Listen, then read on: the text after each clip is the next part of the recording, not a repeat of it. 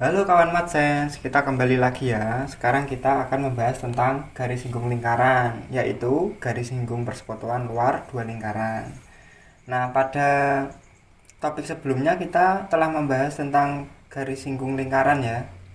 Nah, mungkin yang belum mengikuti nanti videonya saya lampirkan di deskripsi.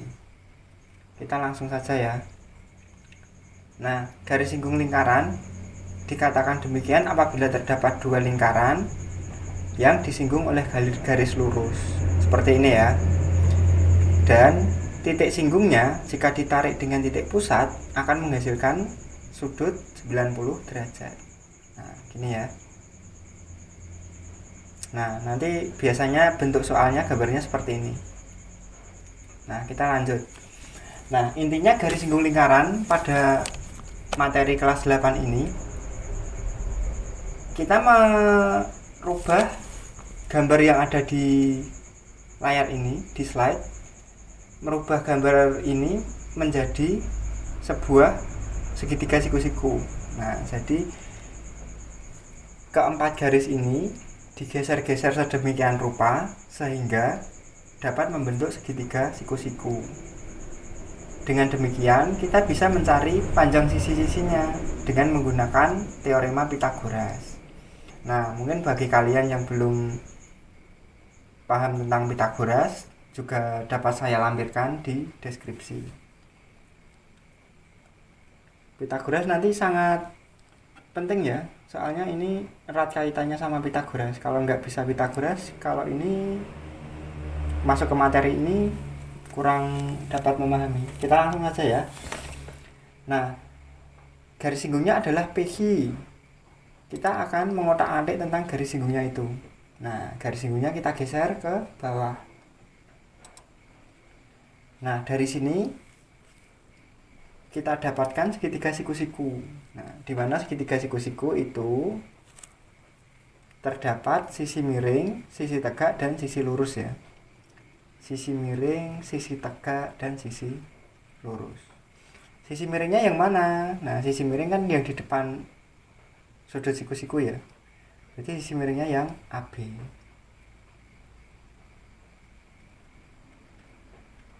Sisi miringnya yang AB ya.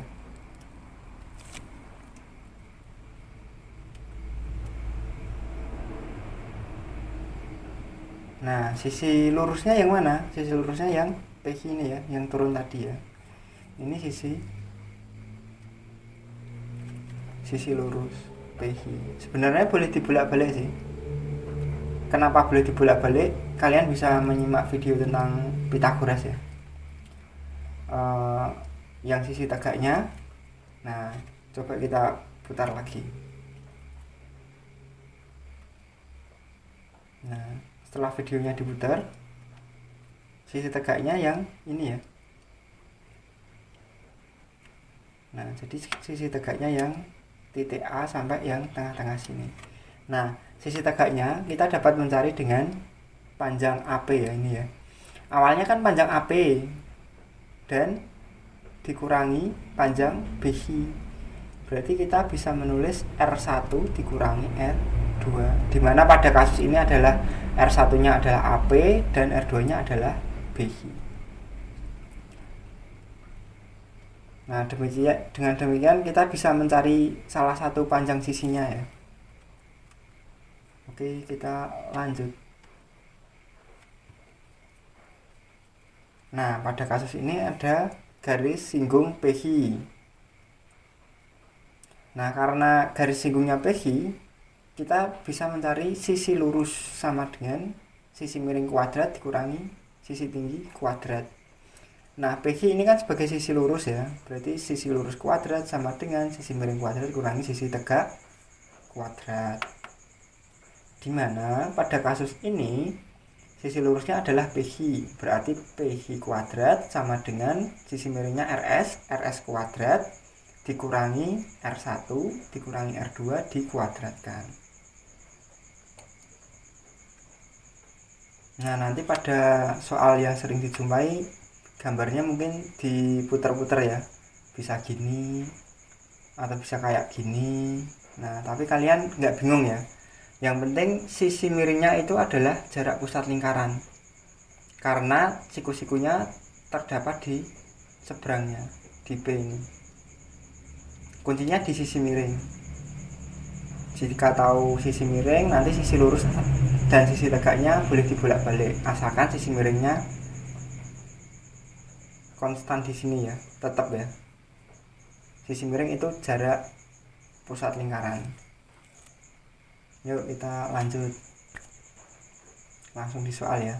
Dari gambar di samping diketahui panjang PR. Oh, ini 7 di soal 3.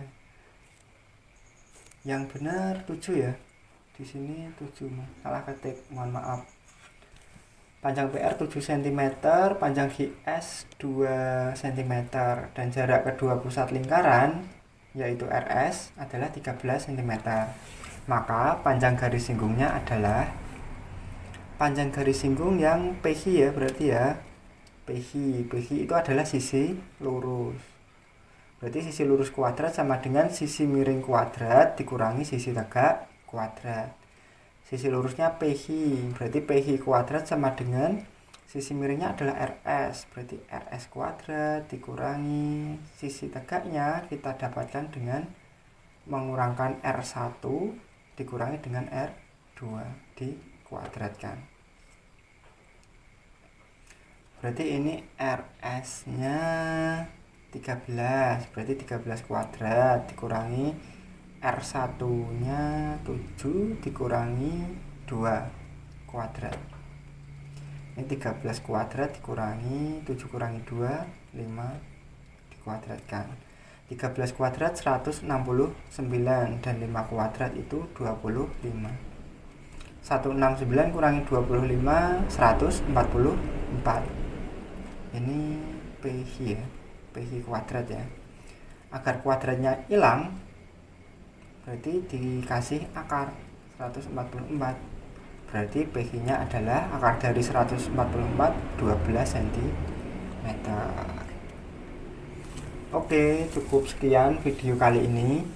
Mungkin ada yang ditanyakan atau ada yang ditambahkan, atau mungkin ada cara saya yang kurang pas, bisa tinggalkan di kolom komentar. Oke, cukup sekian dan terima kasih.